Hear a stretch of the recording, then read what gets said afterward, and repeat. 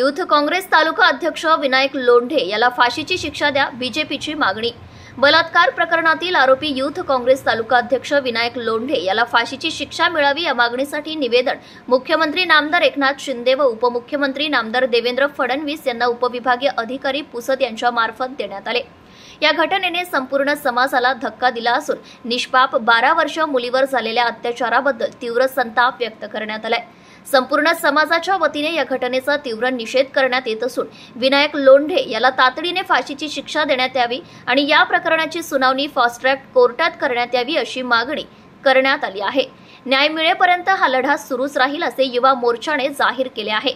या प्रसंगी भारतीय जनता पार्टीचे नेते विनोद जिल्हेवार, भारतीय जनता पार्टी युवा मोर्चाचे जिल्हाध्यक्ष ॲडव्होकेट आदित्य माने पाटील, जिल्हा उपाध्यक्ष अक्षय बोंबिलवार, जिल्हा उपाध्यक्ष सूरज चौधरी, सचिव सत्यम पंडागळे, ओमप्रकाश शिंदे, अंबादास रेखावार तसेच विशाल रेदासनी, प्रवेश ठाकरस, नितीन ठाकरस, सचिन राठोड, तन्मय पवार, ओम रोकडे, अक्षय शिरदेसाई राठोड, विजय राठोड, शरद राठोड, आशिष चव्हाण, दिलीप खैरे, आकाश भोजने, वेदांत सातळे, आकाश पाईकराव, किरण पाटील, योगेश नेमाडे, आशुतोष कांबळे व युवा मोर्चाचे सर्व कार्यकर्ते आदींनी या आंदोलनात सक्रिय सहभाग घेतला।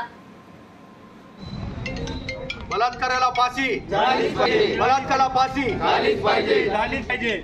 कांग्रेस का हाथ बलात्कारियों के साथ, कांग्रेस का हाथ बलात्कारियों के साथ।